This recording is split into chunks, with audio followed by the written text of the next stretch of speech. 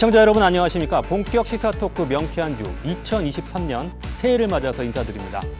신년 특집 대담 첫 번째 순서로 오늘 더불어민주당 제주도당위원장 맡고 계신 위성곤 국회의원 모셨고요. 오지일 제주 파트너컴 기자와 함께 문답 주고받는 자리 마련했습니다. 네, 두 분 안녕하세요. 네, 안녕하세요. 네, 새해 복 많이 받으십시오. 예, 2023년 새해 이제 밝았는데요. 두 분 2023년 새해 어떻게 맞으셨는지 먼저 위성곤 의원님부터 말씀해 주시죠. 어제 새해 첫날이었는데 정말 바쁘게 맞았던 것 같습니다. 새벽부터 일출 행사장 다녔고요. 그리고 또 일출은 우리 동네에 있는 소로름에서 시민들과 함께 맞았습니다. 시민들이 많이 나오셨더라고요. 근데 일출이 시간보다 한 15분 정도 늦게 떠가지고 다른 행사에 좀 늦을 뻔했습니다. 예, 새해 첫 일출을 보셨군요. 고 기자님도 새해 첫 일출 저는 보셨어요? 일출 대신 예. 하루 전날에 이제 그 일몰을 보러 일몰이요? 부산 수월봉을 다녀왔습니다. 예. 정말 장관이었거든요. 근데 예. 이 수월봉에서 일몰을 맞이하면서 맞은 찬바람이 워낙 강해가지고 다음날 제가 일어날 엄두를 못 내서 SNS로 그냥 저 의원님이나 이 많은 분들이 패친들께서 올려주신 새해 일출 사진을 대신해서 봤습니다. 예, 두 분 다 뜻깊은 연말연시 보내신 것 같습니다. 예, 이제 본격적인 이야기로 들어가겠습니다. 자, 위성곤 더불어민주당 제주도당위원장에 듣는다. 첫 번째 질문은요. 이 질문 안 드릴 수가 없는데 지금 윤석열 정부가 이제 집권 2년 차를 맞게 되는데 이제 임기가 한 8개월 정도 지나가고 있어요. 그래서 그동안 국회에서 또 도당위원장으로 지켜보시면서 어떻게 평가하시는지 몇 점 정도 줄 수 있는지 먼저 질문 드리겠습니다. 점수로 평가하면 평가 점수가 너무 낮을 것 같아서 점수는 생략을 하고요. 전체적으로 그 소통과 공감이 부족하지 않았느냐라는 생각이 들었습니다. 국민들에게 일방적으로 대통령의 생각이라든가 이런 것들을 전달만 했지 실질적으로 피드백을 받아서 국민의 목소리를 경청하지 못했던 것 같습니다. 만찬을 이제 관절을 만들고 가서 만찬을 했는데요. 자기 당 의원들과 자기 당 지도부들만 데려다가 이제 식사하고 얘기 나누고 뭐 3시간씩 얘기를 나눴다는데 야당 의원들에게는 전혀 그런 기회도 주지 않았고 오히려 야당 대표를 정치적으로 수사하고 뭐 이제 소환까지 하는 그런 것을 보면서 이게 소통의 방식에 문제가 있고 안 돼주는구나 이런 생각을 가졌고요. 또한 공감 능력이 매우 부족하다. 결국은 정부가 만들어서 정부가 성공하기 위해서는 모든 국민들에게 도움이 되는 방향으로 일이 돼야 되는데 자기 편만 보고 일을 하고 있고 그런 거 있구나라는 생각이 들었습니다. 일몰법 관련해서 이제 우리가 얘기하는 화물 운수 노동자들의 안전운임제 내용을 보더라도 정말 열악한 환경에서 일하고 있는데 그분들의 최소한의 보장적인 제도 자체도 아예 인정하지 않고 일몰되도록 놔두는 것을 보면서 그 일몰법 관련해서는 정부도 그리고 지난 6월에 그 원희룡 장관이 화물 연대와 합의를 해서 11월까지 개선안을 마련해서 하겠다고 했지만 접촉도 하지 않았고 거기 당 지도부도 하겠다고 했는데 하지 않았고 이런 것들을 보면서 이게 공감 능력이 매우 부족하구나 이런 생각을 가졌습니다. 또한 민생 문제를 바라봄에 있어서 그 민생을 좀 더 자세히 살펴야 되는데 그러고 있지 못한 것 같고요. 그리고 이제 전체적으로 이제 그 진영 논리에 의한 정치를 하고 있고 내편 정치를 하고 있는 것이 그 국민들에게 많은 실망감을 주고 있다고 생각이 되어집니다. 혹시 뭐 좀 좋은 점수를 줄 만한 부분은 없으십니까? 현재까지는 좋은 점수를 주기가 좀 어렵습니다. 왜냐하면 이제 윤석열 대통령 같은 경우 이제 그 당선인 시절에 4.3 추념식에도 직접 본인이 참석하겠다는 약속 지키셨고 직권재심 같은 경우에도 처음에 이제 그 불법 군사 재판에 의한 직권재심은 특별법 개정에 따라서 처리가 됐는데 이걸 어쨌든 법무부 장관과 검찰총장이 일반 군사 재판에 대해서도 확대를 한 그런 이런 면들도 좀 그런 부분들을 칭찬할 만하지만 또한 진화위원장을 이제 아주 보수적인 사람을 사삼을 폄훼한 발언을 한 사람을 임명했고 진실과 화해를 위한 과거사 위원장. 또 얼마 전에 이제 4.3 중앙위원회 위원을 임명했는데 그분도 마찬가지로 4.3에 대해서 폄훼한 발언을 하신 분을 임명을 했거든요. 이제 그런 면들로 본다라면 실제 점수를 주기가 좀 어렵다 이렇게 생각합니다. 좀 약간 좀 달리 생각해 볼 수 있는 게 최근에 이제 몇몇 여론조사들을 보면요. 사실 민주당과 국민의힘의 어떤 지지율이 굉장히 상당 부분 따라붙은 건 물론이고 어떤 경우에는 국민의힘이 더 앞서는 경우도 많거든요. 그러면 어떤 대통령에 대한 어떤 국정 운영의 어떤 지금 뭐 실패라고 단정은 할 수 없지만 부정적인 평가에 대한 반사 이익을 그러면 민주당이 흡수를 못하는 그런 상황 아닌가?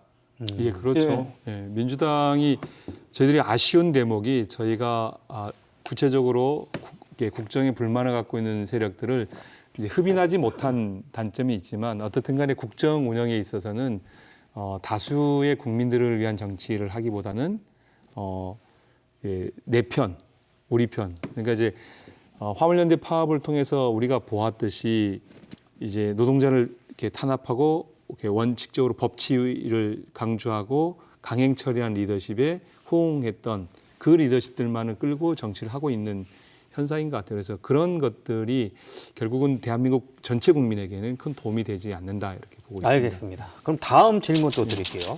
이번에는 오영훈 도지사의 민선 8기 도정에 대해서는 어떻게 보고 계신지, 뭐 물론 동료 국회의원이었던 시절도 있고, 뭐 도의원도 함께 하셨죠. 예. 뭐 오랜 기간 봐오셨을 텐데, 뭐 그때 그 계획했던 그런 플랜들이 지금 제대로 실현되고 있다고 보시는지요? 어떻게 전반적인 평가를 해주시면 어떻겠습니까? 전반적으로는 착실히 준비를 하고 있는 것 같습니다. 조직 개편도 이제 거의 정리해 가고 있는 것 같고 그 조직 개편을 중심으로 해서 이루고자 하는 15분 도시 그리고 제주형 기초자치제 상장도시 이제 상장기업 20개 뭐 이런 사업들을 이제 기초를 만들고 있는 사업이었고 그것에 대해서는 준비가 착실히 되고 있다 이렇게 평가를 하고 있습니다. 좀 궁금한 게 하나 있습니다. 예. 사실 그 위성곤 국회의원님 같은 경우 예전에 도의원 시절에 행정시장 인사청문회 그 조례안을 처음으로 발의하셨던 분이시거든요. 이번 혹시 행정시장하고 뭐 관련 공공기관장 인사청문회 어떻게 보셨습니까? 지역에서 굉장히 좀 논란들이 있었는데. 예, 뭐 이제 행정시장과 관련돼서 농지법 위반을 이제 두 분 다 이렇게 되어져 있었는데 불가피한 측면이 있었다고 보입니다. 저는 이제 만족하는 편은 아니지만 지사로서 선택에 있어서 불가피한 측면이 없지 않았을까라고 생각이 되어집니다. 그런 농지법 위반이 이제 논란이 소지가 있음에도 불구하고 자기 정책을 초기에 구현하기 위해서는 그 사람이 필요했다 이렇게 판단한 걸로 저는 그렇게 생각을 합니다. 네, 알겠습니다. 최근에 제주 지역 최대 현안으로 떠오른 문제, 이 부분도 여쭤보겠습니다. 갑작스럽게 제주에 전술 핵무기 배치 문제가 떠올랐어요. 이 국민의힘 당내에서 이 얘기가 나왔다고 하는데 이 부분 혹시 뭐 의원님께서 파악을 좀 됐나요? 실제로 실체가 있는 이야기로 좀 파악이 되고 있습니까? 예, 실체가 있는 이야기고 실제로 특이를 했고요. 예. 상상할 수 없는 이야기를 한 거죠. 그 양반들은 앉아서. 그러니까 북핵 무기를 이제 우리 지금까지 정책은 비핵화 정책인데 우리도 핵을 가져야 된다는 논리를 가지고 사실상 전반적인 논리를 바꿔버린 거고요.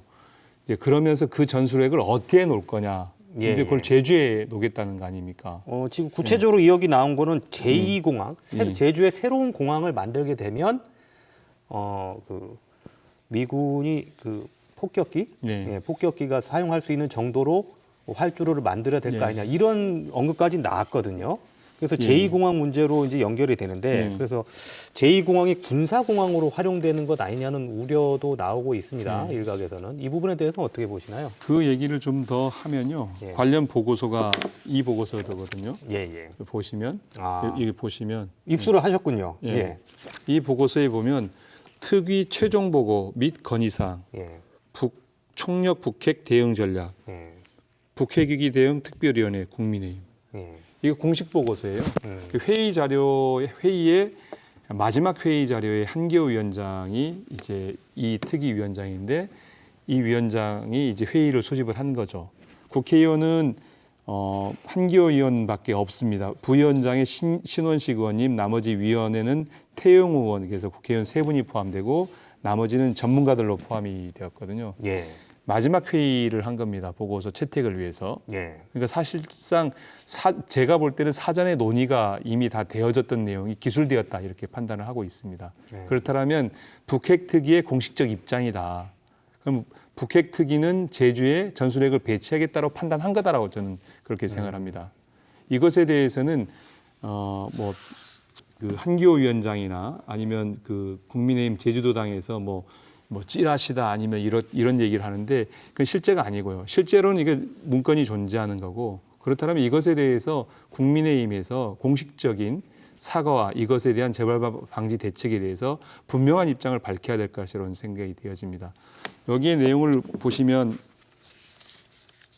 14페이지에 그렇게 돼 있어요. 한국 일본으로의 전진 배치에서 한국 배치 시에는 제주도가 최적 이렇게 돼 있고 상황이 악화될 경우 제주도를 전략 도서화하는 문제도 검토가 필요하다. 실제 이제 이게 파란색으로 되어 있는데 이런 부분들은 논의를 좀 해야 되는 거 아니야 이렇게 표기를 한 것 같아요. 제가 볼 때.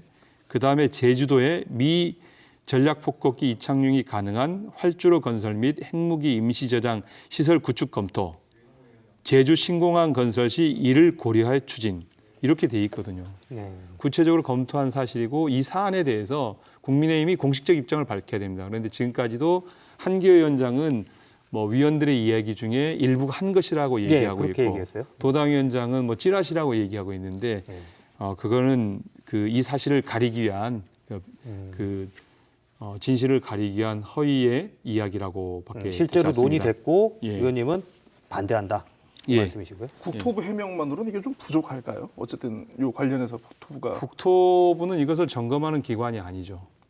이거는 이제 국가단위 안보단위 기관이기 때문에 국토부가 이 문제에 대해서 관여할 문제는 아닌 거죠. 사실은 전략적인 판단을 당이 하게 되면 국토부나 아니면 이제 그 안보부서에서 이걸 요구하게 되면 실행할 수밖에 없는 것이죠. 사실은. 혹시 이 문제에 관련해서 민주당 당내에서 예. 중앙당 차원에서 뭐 논의하거나 앞으로 하실 계획이 있으신가요? 예. 앞으로 이제 관련되어진 그 사실들을 좀 확인하는 작업을 하고요. 진실을 밝히고 이렇게 되지 않게끔 최선의 노력을 다하려고 합니다. 민주당의 지금 아직까지 본격적으로 논의는 진행은 안 된 거죠? 이 부분에 대해서. 예.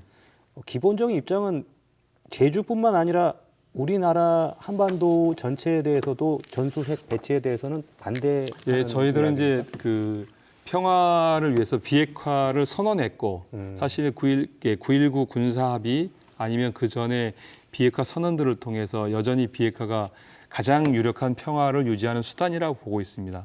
결국 그 북의 핵을 유지시키는 것이 우리 안보에 도움이 되지 않습니다. 우리가 핵을 갖는다고 해서 북의 핵을 없애지 못하는 거거든요. 결국은 한반도의 핵을 갖지 않는 것이 우리 안보에 가장 중요하다. 저는 그렇게 생각합니다. 알겠습니다. 이거 좀 여쭤보고 싶은데요. 밸런스 게임 혹시 아십니까? 둘 중에 하나 선택하는 건데. 예. 그 제2공항을 군사공항으로 추진하는 거 예. 그리고 김포공항을 이전을 추진하는 거. 예. 둘 중에 어떤 거 고르시겠습니까, 오늘? 그 선택지가 두 개만 있는 두 게 개밖에 아니고요. 없습니다. 예. 김포공항은 이전하지 않을 거고요. 예. 그리고 제주에 군사공항도 되지 않게끔 해야 된다고 생각합니다. 그러니까 제가 이걸 여쭤보는 네. 이유가 뭐냐면 저희가 어떤 그 공항 인프라 확충과 관련해 가지고 네. 여에서든 야에서든 항상 지역의 의견이 반영되지 않은 어떤 일방적인 안이 나오는 거에 대해서 이게 어제 오늘 일이 아니지 않습니까? 그러면 좀 지역 정치권에서 뭔가 이 재발 방지라든가 좀 이런 거 관련해 가지고 좀 확실하게 한번 좀 못을 박을 필요가 있지 않은가 이런 얘기들이 좀 있더라고요. 지금 확실하게 못을 받는 게 김포공항 이전과 관련되어서도 그 당시 이제 이재명 그 대표가 국회에 출마하면서 관련된 공약을 제출했었는데 그것에 대해서 분명하게 당내에서 반대 입장을 밝혔고 당내에서 브레이크를 걸었습니다. 그리고 두 번째로 그 지금 이제 제주의 그 제2공항을 그 군사기지로 하겠다는 것에 대해서는 단호하게 저희들은 반대를 하고 그것이 안 되게끔 하겠다는 게 제 생각입니다. 그 김포공항 이전 문제는 당내에서 완전히 정리가 된 겁니까? 이 부분에 대해서는 이재명 대표가 예. 백지화한다는 말씀은 안 하신 것 같아요. 그래서 다음번 총선 때도 혹시 이 얘기가 나오는 거 아닌가 하는 생각이 당내에서 관련되어서 논의가 되어진 바가 없습니다. 당내에서는 네. 총선 대선 과정에서 송영길 당 대표가 당 대표던 시절에 그 철도 기본 계획, 국가 물류 철도 기본 계획이라서 철도로 이제 하는 것을 전제로 해서 쭉 국가 유통망 체계를 짰는데 그때 검토가 일부 되었었는데 그 당시에 그것을 우리 당에서는 정책팀에서는 폐기를 한 거거든요. 지난 지방선거 예. 때 예. 그 송영길 예. 서울시장 후보와 이재명 인천 계양을 후보가 공동으로 그때 공약으로 발표를 했었잖아요. 예, 예. 그 물론 제주 국회의원들 그때 반대 입장이었죠. 예, 당연하죠. 네. 전체- 내년 다- 국회의원 선거에 다시 또 뭐 수도권 지역에 출마하는 민주당 후보들이 공약할 수 있는 가능성이 있는 거 아닌가요? 그 수도권에 출마하는 김포 지역에 이렇게 김포에 있는 의원들이 가장 이해관계가 깊은데요. 김포 강서가 그 지역의 의원님들께서 김포항 이전을 다 반대하십니다. 예, 인천은 인천 그 계양구 그쪽은 이전이 되어지면 유리하다고 생각이 되어져서 이 생활권이 다른 권역이거든요. 사실은 권역이 다른데 요게 없어져야 여기에 들어서야 자기 지역이 발전한다고 이렇게 판단하신 분들이 말씀하시는 거기 때문에 전체 정책화되기는 어렵다고 생각을 합니다. 알겠습니다. 그러나 제가 정책 그 원 내에서 정책 수석을 맡고 있지 않습니까? 예, 그래서 이 정책들을 저희들이 면밀히 검토를 하고 판단을 하는데요. 이것에 대해서는 이론의 여지가 없습니다. 그 당시에 워낙에 이제 그 송영길 대표께서 대선 때 밀었던 정책이었기 때문에 그 송영길 대표를 이재명 대표가 좀 이제 구해 주려고 던졌던 정책이 아닌가 이렇게 생각합니다. 예. 자, 뭐 군사 기지 문제는 이 정도로 정리를 하고요. 그렇다면 근본적으로 제2공항 문제 지금 몇 년째죠? 지금 2008년째죠. 2005년부터 해서 2015년도에 성산읍이 입지로 선정된 이후로 8년째 뚜렷한 지금 결론을 내리지 못하고 계속 표류하고 있는데 제2공항 문제에 대해서는 어떻게 풀어 나가야 된다고 생각하시는지. 예. 우선적으로 그 군사 공항은 절대 안 된다. 그 기본적 부분은 이제 전제가. 말씀하셨고요. 예. 그리고 두 번째로는 이 문제를 빨리 결론을 내리는 게 중요하다. 그 결론을 내림에 있어서 국토부가 하고 있는 보안 영역 결과를 봐야 되겠지만 보고 그 결과와 그리고 이제 국토부의 방침을 보고 결정을 해야 될 것 같고요. 세 번째로 그 저는 이제 그 제2공항이 저는 필요하다고 생각을 합니다. 그렇지만 이 필요함이 군사기지도 안 되는 것이고 또한 그 우리 도민들에게 충분한 정보 제공들이 있어야 되겠다 관련되어진 그리고 요 갈등을 최소화시키는 방향 안에서의 결정이 필요하다 이렇게 보아집니다. 과거에도 말씀을 드렸지만 우리 지역에서는 이제 공항의 필요성에 대해서는 계속 주장을 해왔습니다만은 여러 이제 절차의 문제라든가 투명성의 문제를 가지고 말씀드렸듯이 지금 여전히 그 도민사회 안에서 그러한 충분한 정보 제공을 통한 의사결정이 필요한 시기다. 그렇지만 어떻든 간에 이 가부의 결정을 정치권이든 아니면 그 정부 당국이든 결정을 빨리 내려야 된다. 너무 늦어지고 있지 않는가 이렇게 생각합니다. 이게 중요한 얘기여서 제가 한번 다시 확인하겠습니다. 제2공항은 필요하다. 예. 그렇다면 지금까지 도민사회에서 현 제주공항을 확장해야 된다는 목소리도 아직까지도 있고요. 예. 제2공항을 서귀포시 성산읍에 추진하자는 이야기가 지금 여론조사에서도 봐도 지금 팽팽하게 갈리고 있는데 의원님께서는 현 제주공항 확장보다는 제2공항 건설이 필요하다는 말씀. 현실적으로 현 공항 확장은 그 기술적으로 불가능한 것으로 판단을 하고 있고요. 예. 그렇다면 뭐 대안은 결국은 이제 제2공항뿐인데 그 제2공항이 그 새로 이제 공항 인프라를 공항 인프라를 확장한다면 성산밖에 없지 않겠는가 이렇게 생각을 합니다. 하지만 지금 이제 국토부의 용역 결과를 보고 그리고 또 그 관련되어진 정보 제공을 보고 그리고 이제 군사기지가 되어진다라면 그것에 대해서는 절대 막아야 되겠다. 그래서 서귀포시 군사기지에 대한 구체적인 군사기지가 아니라는 그러한 증명을 분명하게 우리가 받아야 되지 않겠는가 이렇게 생각합니다. 서귀포시 성산읍이라는 입지에 대해서도 추진해야 된다고 보시는 거군요. 입지, 예. 지금 현재 다른 입지는 대안적 선택이 되기는 어렵다고 생각합니다. 예. 그러니까 결론적으로 말씀드리면 제2공항을 하게 된다면 성산밖에 없는 것이고 그러지 않겠나. 그럼 새로운 논의로 또 8년 동안 다른 곳에 가서 하게 되어지는 이 소모적인 갈등을 더 이상은 방치할 필요가 이제 방치해서는 안 된다 이렇게 생각합니다. 그렇다면 이 부분은 윤석열 네. 대통령과 국민의힘의 정책 공약과도 거기에 대해서도 찬성하시는 걸로 저희는 들려요. 뭐 제2공항을 조속 추진하겠다는. 조속 추진과는 뭐 조속 추진이다 이렇게 얘기 드리기는 좀 그런 것 같고요. 어떻든 간에 도민적 합의가 전제가 돼야 되겠죠, 사실은. 예. 그래서 도민적 합의를 전제로 해서 가능하다면 성산에 공항이 들어서는 게 맞는 게 아니냐 이런 생각을 합니다. 그렇지만 그 도민적 합의를 어떻게 이끌 것인가가 과제일 거고요. 그 안에 이제 제주에 핵기지와 아니면 핵이 배치되어지는 이런 공항, 군사공항은 절대 안 된다고 생각합니다. 물론 예, 이제 위원장님께서 제2공항 관련해서 굉장히 고민을 많이 하시고 예.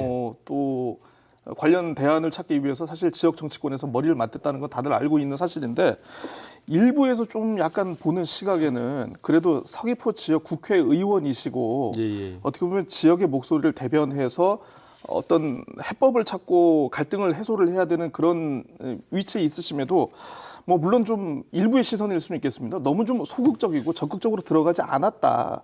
네. 이런 시선들이 좀 있거든요. 사실 그러면 정치인으로서 어떤 리스크 위기를 감당할 수 있는 어떤 배짱이라든가 결단력이라든가 이게 좀 많이 보이지 않았다라는 생각을 하시는 분들이 있는데 혹시 어떻게 그러면 이거에 대해서 설명을 하거나 해명을 하시겠습니까? 갈등 이제 정치인의 역할 중에 하나는 그 선정하고 이끌어가는 리더십이 하나 있을 거고 또 중지하고 관리하는 리더십이 있을 거라고 하는데 전 중지하고 관리하는 리더십이 필요한 것이라고 보았습니다. 제2공항과 관련되어서는 왜냐하면 우리 지역 내에 만들어지는 것이고 우리 지역 내에서 찬반 여부를 가지고 극단적으로 하고 있기 때문에 정치의 영역을 관리하고 잘 소통하게끔 해서 의사결정을 해주는 그런 도움이 필요한 정치가 필요하지 않나 이렇게 생각을 했습니다. 물론 이제 그것이 가당간에 이거를 이렇게 추진해가는 리더십이 필요하다고 보는 분도 계시겠지만 저는 그런 리더십을 선택했고 그 리더십 안에서 지금까지 입장과 태도를 정해왔고 충분히 그러한 역할들을 해왔다고 보아집니다. 그러니까 국토부와 그 반대대책위원회 관계 안에서 여러 가지 입장 조율을 해내고 관련 프로세스를 겪게 했던 그래서 많은 시민들이 이것에 대해서 우리 현안에서 볼 수 있게 되었는데 이게 너무 이제 길어지고 있는 게 문제라고 보아집니다.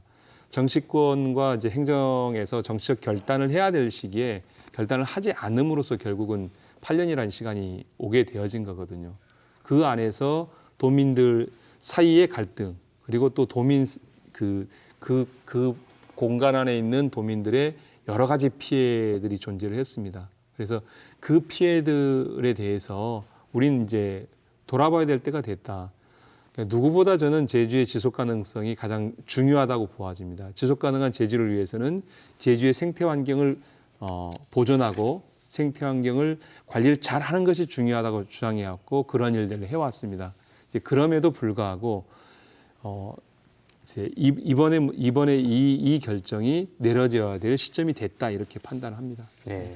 한 가지 우려되는 점은요. 뭐 의원님께서 제2공항 필요성, 성산읍에서 추진해야 된다고 하시니까 지금까지 민주당의 입장보다는 좀 추진 쪽으로 굉장히 무게를 두시는 것 같은데 아직까지도 제 입장은 크게 변한 변함이 게 없어요? 변함이 없어요. 사실은 처음부터 저는 제일 먼저 공항에 대해서 그 환영 논평을 찬성 논평을 냈고요. 그리고 우리 지역에 공항 인프라가 필요하다고 얘기를 했고 그 필요함에 있어서 여러 가지 이제 그 민주적 절차의 정당성이라든가 아니면 구체적인 사안에 대한 해명을 전제로 이거를 제가 찬성을 해왔기 때문에 지금도 여전히 마찬가지로 그런 입장 안에 있습니다. 그래서 어떻든 간에 이 문제가 갈등이 더 진행되는 것은 이게 불합리하다라고 저는 생각을 합니다. 그래서 지금은 어떻든 간에 도정이든 아니면 국정이든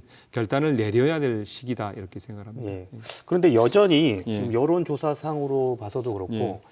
반대 목소리가 만만치가 않거든요. 예, 또 그렇죠. 해당 지역에 반대 대책위원회도 꾸려져 있고 예. 시민단체들도 반대를 하고 있고 앞으로 추진하는 과정에서 이런 반대 움직임들이 더 커질 수도 있을 것 같은데 이 문제는 어떻게 풀어야 된다고 보시나요?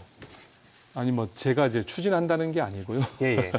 그러니까 지금 이제 오해를 하시는 게 필요- 제가 뭐, 필요하다고 필요하다고 하셨습니다. 얘기를 예. 하시는 거고 이제 그러니까 이제 공항 인프라 확충으로 보면 여러 가지 대안으로 이제 얘기되어지는 게 기존의 공항을 확장할 것인가 아니면 뭐 오영훈 지사가 한번 얘기했던 뭐 정석 비행장 정석 비행장을 활용. 활용할 것인가 아니면 성산할 것인가 해서 저는 성산이 대안일 수밖에 없다 이렇게 말씀을 드리는 거예요. 예, 예. 그 필요성에 대해서는 그리고 여러 가지 전제를 통해서 이것들이 이제 가능하다라고 말씀을 드리는 거고요. 그래서 이제 결국은 반대하시는 분들 그리고 찬성하시는 분들 모두가 제주의 미래를 고민하고 걱정하는 소식이 나온 거라고 생각이 되어지고요. 근데 이제 반대하시는 분들의 그 마음에 대해서는 충분히 이해하고 앞으로 이제 그렇기 때문에 그런 문제에 대해서 좀 더 구체적으로 논의를 들어갈 필요가 있다고 생각합니다. 예. 자, 다음 질문 드리겠습니다. 오영훈 도정의 핵심 공약 중에 하나인 제주형 기초자치단체 올해부터 이제 본격적으로 연구 용역이 진행이 됩니다. 여론조사도 진행될 거고 공론화 작업도 진행이 될 건데요. 아직까지 이 부분에 대해서 구체화되진 않았지만 어떤 방향으로 갈지 의구심을 갖는 분들도 많고 과연 되겠느냐 우려하시는 분들도 많거든요. 지금 오영훈 도지사가 추진하는 제주형 기초자치단체 도입 결국 국회에서 또 입법적으로 뒷받침이 돼야 되잖아요. 그래서 이 부분에 대해서 어떻게 생각하시는지 여쭤보겠습니다. 우선 이제 입법적으로 입법적으로 뒷받침이 되지 않더라도 현재 특별법에 의거해서 가능합니다. 예, 가능하고요. 제주형 기초자치단체를 이제 고민하게 되어진 게 행정체제 개표, 특히 특별자치도를 출범하면서 특별자치도의 모습이 두 가지잖아요. 하나는 행정체제의 문제, 하나는 권한이양의 문제. 이 두 가지가 특별자치도의 그림인데 행정체제의 문제는 반드시 저는 이제 문제가 있었다고 생각합니다. 그래서 이제 법인격이 있는 행정자치단체를 갖지 못함으로 못함으로써 제주의 발전이 기하고 있지 못한 여러 가지 측면들이 있습니다. 행정시의 경쟁력, 행정시가 스스로 비전을 갖지 못하는 경쟁력, 1조 이상의 예산을 씀에도 불구하고 스스로의 비전 결정력이 떨어지고 그다음에 도민의 의사 반영이 제대로 안 되어지는 이런 측면들이 있는데 이런 측면들을 개선하기 위해서는 반드시 행정체제는 좀 개편해야 된다고 봅니다. 그런 관점에서 오영훈 지사는 제주형 기초자치단체라는 얘기를 들었는데 그걸 결국은 이제 두 가지잖아요. 하나는 몇 개로 할 거냐. 자치권을 갖는데 몇 개로 자치권을 가질 거냐. 두 번째로는 기관의 형태를 어떻게 할 거냐. 통합형으로 할 거냐 아니면 대립형으로 할 거냐. 그것은 이제 논의 과정에서 결정될 거라고 봐집니다. 그런데 국회의 법 개정이 필요 없나요? 지금 제주도는 국회에서 이제 지방자치단체 패치의 분합과 관련되어서는 패치 분합에 대해서는 제주도의 요청에 의해서 주민투표를 하고 요청에 의해서 되어지면 승인할 수 있게끔 돼 있습니다. 제도적으로는. 사실 의원님도 이제 지역구가 서귀포시고 저도 또 이제 같은 동네 살고 있으니까 사실 행정체제 개편과 관련해 가지고는 물론 제주 시민들의 불만도 분명히 있습니다. 저는 이렇게 보면은 특히 이제 저희 서귀포 지역 분들의 좀 약간 어떤 바람이라든가 이게 좀 많은 것 같더라고요. 내가 내 손으로 직접 우리 서귀포시의 대표를 뽑고 싶다. 라는 이런 측면들이 좀 분명히 있는 것 같은데 예전부터 의원님, 위원장님 같은 경우에는 좀 기초자치단체 부활 이런 메시지를 좀 가끔 내셨습니다. 물론 지금 논의 과정이라서 이게 어느 정도 윤곽이 나오진 않았습니다만 혹시나 좀 선호하는 모델이나 뭐 그런 것들 어떤 방식으로 좀 갔으면 좋겠다 싶은 거 있으신지. 저는 이제 기초자치단체 부활이 가장 완벽한 모델이라고 생각이 되어지고요. 그것의 이제 기관의 형태를 갖추는 것은 뭐 시민들 합의에 의해서 할 수 있다라고 보아지고요. 거기까지 가는 데 있어서 현재 제도의 이제 맹점은 행정시장이 지금은 이제 그 임명직이다 보니까 런닝메이트제를 하고 있지 못하죠, 사실은. 그러다 보니까 임기가 2년밖에 되지 않으니까 행정시의 비전을 못 만들고 있어서 우선적으로 단계적으로 필요하다면 행정시장 런닝메이트제를 저는 이제 법안도 냈었는데 관련되어서 4년 동안 임기제를 같이 하게 하는 방식이 옳게 런닝메이트제가 낫겠다라는 생각이고요. 이제 제도가 그냥 당장 가능하다면 저는 기초자치단체를 부활하는 게 맞다고 보아집니다. 왜냐하면 이제 노무현 정부 시절에 제주특별자치도를 시범적으로 적용을 했잖아요. 자치 모형을 시범을 했는데 시범이 실패한 겁니다. 사실은 그 당시에 제주를 시범으로 하고 전국에 70개에서 80개 정도의 제주 같은 모형의 자치단체를 만들고자 하는 시범 모델이었는데 전혀 이루어지지 못하고 있는 거죠. 그러면 이제 이 모델은 새롭게 폐기를 해야 된다. 그러면 이제 시민들에게도 기초자치권을 가지고 기초자치를 할 수 있는 권한을 줘야 된다. 그게 이제 시민의 권리의 문제라고 보아집니다. 그래서 기초자치권이 부활이 돼야 되고요. 그것이 이제 몇 개로 할 건지에 대해서는 이게 이제 뭐 인구로 나누고 지역으로 그냥 나눌 수는 없는 거거든요. 지역의 동질성이라든가 아니면 그것에 이제 시민들이 그 단위의 시민들이 합의할 수 있는 수준까지 뭐 사실은 뭐 2만 단위, 3만 단위를 해도 저는 무방하다고 생각이 되어집니다. 지금의 읍면동 정도를 사실은 기초자치권을 부활시켜서 권한을 주어도 충분히 그것을 운영할 수 있는 주민자치 역량을 우리는 갖고 있다고 생각이 되어집니다. 그런데 그것들이 선호되지 않기 때문에 뭐 5개다, 6개다, 3개다 이렇게 말씀하는 거 아닙니까? 그러면 이제 가장 선호되는 유형으로 가는 게 맞지 않겠는가 저는 그렇게 생각합니다. 예. 이어서요. 특별자치도 관련해서 여쭤볼게요.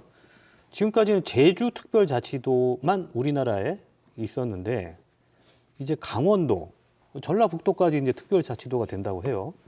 그러면 제주도가 과연 특별자치도로서 차별성이 있느냐? 이 부분에 대한 이야기가 지역에서 안 나올 수가 없거든요. 지금 2006년도에 출범한 특별자치도 앞으로 어떻게 발전시켜야 된다고 보시는지. 결국은 이제 특별자치도의 시험은 중앙정부의 권한을 지방에 이전해보자라는 것고 그게 늘어나는 것은 제주특별자치도가 성공했다라고 보는 거라고 보아집니다. 권한을 줬더니 특별자치도가 되어서 실제 운영이 잘 되고 있구나. 국가 입장에서는 그렇게 판단하고 있는 것 같고 그래서 자꾸 이제 늘리는 거죠. 두 가지로 지금 이제 전국적으로 논의가 되고 있는 게 특별자치도와 그 다음에 메가 트렌드 부울경, 그 다음에 대구 경북, 그 다음에 전북 광주 전남을 묶었던 이런 메가 트렌드로 가는 두 가지. 이거는 이제 경제적 효율성을 왜냐하면 인구가 줄어드는 곳에서의 방법 두 가지 방법과 지금 제주특별자치도처럼 특별한 권한을 줘보자라는 건데요. 저는 이제 권한 이양이 충분히 이행됐다라고 보아지면 저는 전국의 권한 수준이 제주도 수준으로 다 올라와야 된다고 생각합니다. 이것보다 훨씬 더 많은 권한을 줘야 되죠. 그런 데 있어서 우리 제주는 그럼 어떤 차별성을 가져갈 것이냐. 기존에 있던 권한의 범주를 좀 더 넘어서는 실험적 모델들을 제주가 제시하고 제주가 끌어가야 된다. 그런 용기와 그러한 결단이 필요하다고 보아집니다. 지금은 뭐 관광 3법이라든가 작은 것들을 가져왔지만 좀 더 큰 단위의 권한들을 가져와 보는 노력, 그것들을 통해서 특별자치도의 차별성을 유지하고 또 그것을 다른 지방정부를 견인해내는 중앙정부로부터 권력을 지방으로 이양되어지는 걸 견인하는 그런 노력들을 해야 되는 게 아닌가 이렇게 혹시 생각합니다. 뭐 예를 들어서 어떤 권한을 가져와야 된다고 생각해 보신 게 있으신가요? 지금 한동안 논의되고 있는 국토부가 갖고 있는 도시 재개발과 관련되어진 권한을 지금 지방자치단체는 전부 달라고 하고 있는데 국토부는 못 주겠다고 하고 있거든요. 뭐 그런 권한들을 이제 제주가 가져와 보는 거죠. 그리고 해보는 거고. 예. 우리 줘봐라, 우리가 해보겠다. 그래서 그런 것들을 새로운 걸 찾는 방식으로 해야지. 우리처럼 남들도 하게 하면 안 돼 이런 방식으로 저는 논의하는 거는 바람직하지 않다고 생각되었습니다. 그러니까 야, 우리 특별자치도 없어지니까 왜 전북 주면 안 되는 거 아니야? 이런 말씀을 하시는 분도 계신데 저는 그거는 아주 근시안적인 사고라고 생각되었습니다. 네. 오영훈 도지사께서 지난해 그 취임 100일 기자회견 때 이 권한 이양과 관련해서 얘기를 하면서 지금까지는 이제 단계별로 이렇게 그 권한 이양이 이루어져 왔지 않습니까? 앞으로는 이걸 좀 약간 통 크게 포괄적 권한 이양으로 좀 가는 게 맞다라고 본다 그렇게 얘기를 하셨거든요. 위원장님도 그러면 그거에는 좀 어느 정도 같이 이렇게 생각을 같이 하시는 거죠? 네, 그렇죠. 일부 보완해야 될 점이 있습니다. 사실은 지금 제주항 개발과 관련해서 항만 개발과 관련되어서는 전혀 항만 인프라를 투자하고 있지 못한데요. 그 이유는 지금 이제 항만관리청을 제주가 갖고 있어서 하지 못하는 문제들이 있습니다. 이제 그런 문제들도 어떻게 할 것인지를 검토를 좀 할 필요가 있습니다. 예, 지역 현안에 관련된 이야기는 이 정도로 하고요. 이번에는 현재 전국에 관해서 이야기 좀 나눠보겠습니다. 아실 거예요. 지금 더불어민주당 이재명 대표 사법 리스크. 지금 새해 정초부터 이 부분이 전국에 가장 큰 지금 화두가 되고 있습니다. 이재명 당대표의 그 사법 리스크로 인해서 민주당 전체가 지금 위기에 몰리는 것이 아니냐라는 이야기들이 많아요. 어떻게 돌파할 수 있다고 보십니까? 어떻게 보시나요? 지금 상황에 대해서. 예, 이 사법 리스크라는 것은 윤석열 정부 안에서 기획돼서 만들어진 것이죠.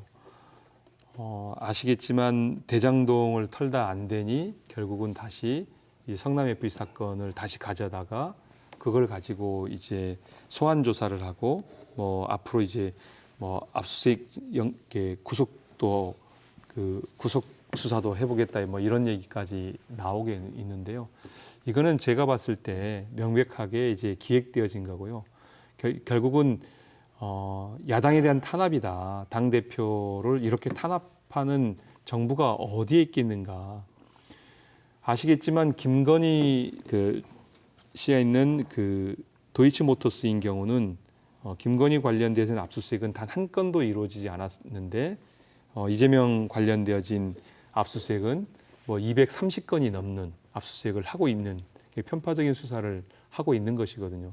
그래서 저희들은 이 사안을 명백한 야당 탄압으로 규정하고 강력하게 대응해서 싸워 나가려고 합니다. 또한 우리 당은 이제 민생 중심으로 국민들과 함께 민생을 챙겨 나가겠습니다. 어제 이제 정부가 발표한 것에 따르면 감세 정책을 발표를 하고 있는데요. 그 감세가 되어지면 결국은 국민들의 복지 혜택이 줄어들 수밖에 없는 상황에 있습니다. 그래서 그 감세 정책을 철저히 막아서 우리 어렵 서민들에게 도움이 될 수 있게끔 하려고 합니다. 지금 이제 내년 경기가 어려워서 지금 가장 취약한 취약계층들이 가장 가장 노출돼 있잖아요. 그분들에 대한 케어들을 어떻게 할 것인가. 결국 정부의 재원이 필요한데 그 재원들 마련을 위해서 감세는 있을 수 없다 이렇게 생각을 합니다. 그리고 또한 지금 검찰은 정부는 수사를 통해서 정치를 하고 있는 거거든요. 모든 것을 다 수사를 통해서 지금 이제 앞으로 노조도 뒤지겠다, 시민사회도 뒤지겠다 이러다가 우리 집까지 뒤지지 않는지 모르겠습니다. 우리 조인호 사회자님 집도 뒤질 것 같은데 저희 집은 나올 게 없습니다만. 아니 가계부를 잘 썼는지 안 썼는지 검토해서 잘 안 썼으면 페널티를 주겠다. 제가 볼 때는 그렇게까지 하고 있는데 그런 수사를 가지고는 정치를 제대로 할 수 없고요. 그래서 그러한 부분에서는 단호히 맞서서 싸워 나가겠습니다. 아까 이제 방송 초반에도 잠깐 말씀드렸습니다만은 국정 운영의 어떤 이 지금 상황의 부정적인 인식이 민주당에게 왜 이 지지율로 돌아오지 않을까에 대해서 좀 고민을 좀 많이 해봤으면 좀 좋을 것 같습니다.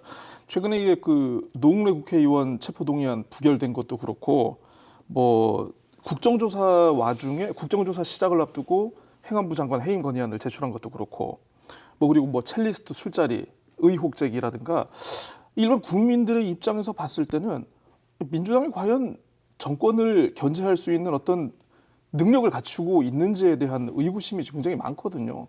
어떻게 보면 지금의 어떤 당대표의 사법 리스크 자체도 사실 보면 민주당이 초래한 거 아닌가라는 이런 비판의 목소리도 있습니다. 뭐 저희들이 초래를 하다니 수사를 하는 건 저쪽이고, 예? 결국은 그 이재명 당대표를 뭐 윤석열 대통령께서 그 뭐라 하셨잖아요. 뭐 상종하기 싫은 사람인가, 만나고 싶지 않은 사람인 것처럼 그 이제 얘기를 했는데 이제 뭐 그런 전원이 있었다고 들었는데 대통령이 예. 직접 얘기했다는 것까지는 확인이 안 된 것 같고요. 예. 어떻든 간에 뭐 이제 그 상종하지 못할 사람 정도로 생각하고 있는 인식이 결국은 그런 것을 촉발하는 게 아닌가라고 생각이 됐습니다. 한 야당의 대표이고 169석을 가진 제1당의 원내에서 그 당의 당대표를 그런 인식을 가지고 그런 혐의를 넣어서 하는 것은 바람직하지 못하다고 보아지고요. 노웅래 체포동의안에 대해서는 노웅래 의원 물론 이제 그 체포동의안이 불체포 특권이 이제 그 남용돼서는 안 되지만 저희들이 볼 때는 노웅래 의원이 억울한 면이 많았다고 이렇게 판단했습니다. 그래서 왜냐하면 검찰에서 수사를 발표할 때는 돈 봉투 돈이 이게 쌓여 있는 500만 원 정도로 이렇게 쭉 쌓여 있는 사진을 내놓았는데 실제 사진을 봤더니 봉투에서 꺼낸 사진은 공개하지 않고 이런 방식으로 사실은 그 여론 재판을 해왔다고 저희들은 판단했기 때문에 결국 이제 동의하게 됐고 그 다음에 국정조사 그 이태원 참사 관련되어서는 저희들이 처음부터 이상민 장관에게 책임을 요구를 했습니다. 대통령에게. 지금도 저는 대통령에게 말씀드리고 싶은 것은 공식적으로 사과해라. 아시겠지만 공식적으로 사과 안 했잖아요, 지금까지. 그 교회 가고 그다음에 사찰 가고 성당 가서 거기에 있는 참여자들에게 공식적인 사과 아니고 그냥 얘기를 한 것뿐이에요. 거기에 유가족도 없었고 거기에 피해자도 없었습니다. 근데 공식적으로 대통령은 저는 이걸 사과해야 된다고 보고요. 두 번째, 그러면 그 사과와 더불어서 누군가 정치 도의적 책임을 져야 될 거 아닙니까? 아무도 지지 않지 않습니까? 총리가 지는 것도 아니고 이상민 장관이 지는 것도 아니고 그럼 누가 지겠습니까? 결국은 밑에 있는 용산구청장하고 경찰서장밖에 책임을 진 사람이 없어요. 구속되어서. 국민들의 분노는 끌어오르고 이것에 대해서 사과하고 정치 도의적 책임을 지라고 하는데 그 책임을 지라는 여론들을 저희들은 수행한 것뿐이거든요. 사실은 국정조사를 끊임없이 요구했지만 그 사과 시점에 이제 사과 요구했고 해임 건의안도 뭐 제가 직접 가서 그 국회에 제출도 했습니다마는 받아들이지 않고 있잖아요. 결국은 뭐 그것이 이제 전술적으로 이해득실이 어떨 것인지에 대해서는 저희들이 다시 한번 검토를 해야 되겠지만 저희들은 국민들이 요구하고 국민들이 바라는 그 진정성 있는 일을 하기 위해서 열심히 일하고 있습니다. 한 가지 여쭤볼게요. 지금 이재명 대표, 당대표 그 리스크와 사법 리스크와 관련해서 당내에서 일부 의원들 중에서는 만약의 경우에 대비해서 민주당이 대안도 생각해야 되는 거 아니냐 그런 뭐 이야기도 있는 걸로 알아요. 그래서 당이 그 이재명 대표의 그 리스크를 떠안는 것은 좀 위험하다는 뭐 그런 지적도 있고 당내 일부 의원들 중에서는 과연 이 상태로 과연 가야 될 것인가 뭐 그런 현재까지 뭐 그런 얘기가 이제 뭐 언론을 통해서 듣기는 하지만 저희들이 직접 들어보지 못했습니다. 여전히 그 이재명 당 대표를 중심으로 해서 저희 당은 똘똘 뭉쳐 있고요. 워낙에 이제 정부가 수사를 통해서 정치권을 압박을 하고 있기 때문에 똘똘 뭉쳐 있고 함께 가게 될 겁니다. 민주당의 어떤 균열은 없을 거라고 보시는 건가요? 저는 균열은 없을 거라고 보아집니다. 알겠습니다. 시간이 다 돼가고 있어서요. 마지막 질문 드릴게요. 내년 이제 국회의원 선거 1년 한 4개월, 3개월 정도 남았죠. 민주당에게 좋은 결과 기대할 수 있을 건지 내년 총선 뭐 제주도 좋고요. 전국적으로 어떻게 전망하시는지 말씀해 주시죠. 어제 여론조사 결과를 보면, 모 언론사의 여론조사 결과를 보면, 이제 그 심판론이 그 높아서 야당이 승리할 가능성이 높다라는 언론 보도를 봤는데요. 뭐 저희들이 얼마나 열심히 하느냐에 달려 있겠죠. 앞으로 1년 동안 국민들의 마음을 얻고 저희들이 원칙적으로 그리고 추구해왔던 그 서민 중심의 그 정치를 해 나간다라면 충분하게 저희들에게 국민들이 선택해 주지 않을까 이렇게 생각합니다. 현재 의석 정도 고수할 수 있을 거로 보십니까? 현실적으로는 그 정도는 어려울 거다. 그 정도는 이렇게 어렵다. 보고 있습니다. 과반은 가능하다. 예. 저는 지난 지방선거 보면서 우리 서귀포 지역만 한정해서 봤을 때는 국민의힘이 5석을 가져가고 그때 민주당이 4석 그리고 무소속이 1석을 가져갔습니다. 제가 아마 위원장님 입장이었으면은 좀 약간 위기감을 느낄 법도 한 것 같은데 혹시 어떻게 보셨는지? 예, 그 뭐 저희 지역에서 이제 서귀포 지역에서 선거 결과가 이렇게 승리하지 못해서 좀 안타깝게 생각을 하고 있습니다. 일단 이제 후보 준비에 있어서 좀 미흡했던 부분에 대해서 뼈저리게 반성을 하고 있고요. 이제 그 부분들을 앞으로 보완해 가려고 합니다. 그리고 앞으로 좀 더 이제 원내에서 지금 활동하고 있기 때문에 시민들과의 접촉이 좀 부족한 면이 있는데요. 원내 활동을 마치는 대로 시민들과 활동 접촉면들을 높여서 그 정책들을 잘 설명해내고 이해를 구해 나가도록 하겠습니다. 개인적으로 다음 총선도 출마하실 예정이신 거죠? 네, 뭐 그래야 되지 않겠습니까? 예. 예, 이제 마무리할 시간이 되고 있는데요. 그러면 위성곤 더불어민주당 제주도당 위원장 마지막으로 도민들에게 하고 싶으신 말씀 해주시죠. 예, 도민 여러분 새해 복 많이 받으십시오. 지난해 우리 선거에서 지방선거에서 제주도를 저희 당에 맡겨주셔서 감사드리고요. 의회도 다수석을 주셔서 감사드립니다. 무거운 책임감을 갖고 제주도와 제주도민의 발전을 위해서 최선의 노력을 다하도록 하겠습니다. 내년은 매우 어렵고 힘들 거라고 얘기합니다.